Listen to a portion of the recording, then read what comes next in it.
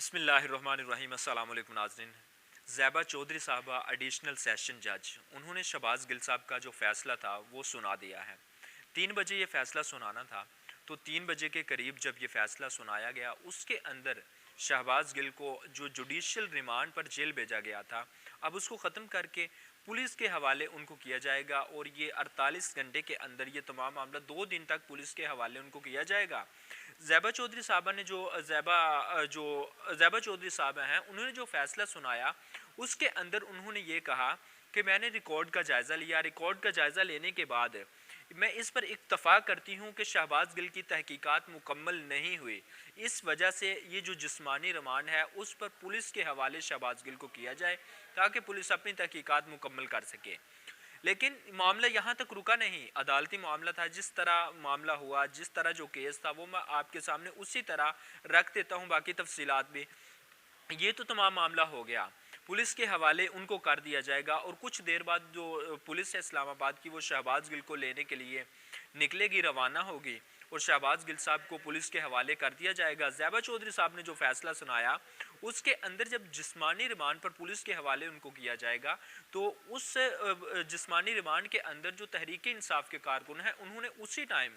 چند لمحوں کے بعد انہوں نے پریس کانفرنس کی۔ پریس کانفرنس کرنے کے دوران انہوں نے یہ باتیں کی کہ عمران خان صاحب کے متعلق کچھ بیانات دلوانے کے لیے یہ ریمانڈ لیا گیا، اور حکومت جو ہے وہ یہ ریمانڈ دلوانا چاہتی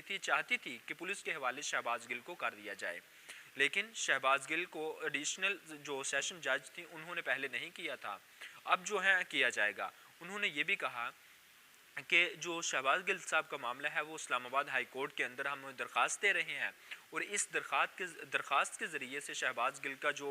معاملہ ہے وہ چیف جسٹس سنیں گے یا کوئی اور، لیکن عمر تا بندیال صاحب جو ہیں وہ اس وقت یہاں پر موجود نہیں، اور آج ان کی سماعت ہو سکتا ہے نہ ہو، ممکن ہے ہو بھی جائے، لیکن آج ممکن نہیں کہ کسی بھی صورت میں ان کی سماعت ہو سکتی ہے۔ انہوں نے ایک جو خط ہے، ایک جو درخواست ہے وہ لکھا ہے سپریم کورٹ کے چیف جسٹس کو، ایک لکھا ہے انہوں نے جسٹس عمر تا بندیال، تمام انہوں نے یہ جو ہائی اتھارٹیز ہیں ان کو ایک لیٹر لکھ دیا ہے کہ شہباز گل کا یہ جو نوٹس ہے، ظلم جو ہوتا ہے اس پر ایک نوٹس لیا جائے، تمام جو معاملات ہیں ان کو یہ ظلم و تشدد کا نشانہ بنایا جاتا ہے، اس سے دور رہا جائے۔ اب شہباز گل کا جو معاملہ تھا وہ بڑا سینسٹیو بنتا جا رہا ہے، اس لیے کہ پاکستان کی سیاست یہاں پر آ کے رک جاتی ہے۔ اس کی وجہ کیا ہے؟